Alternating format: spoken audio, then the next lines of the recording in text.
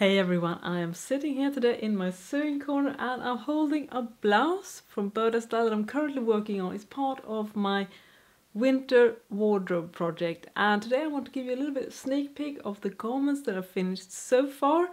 And also I really want to make another Q&A video. It's quite a while now, it's almost a year since I last did one, and I love getting your questions, so please ask away. It can be obviously questions of sewing, perhaps any sewing techniques you want to know how I do them.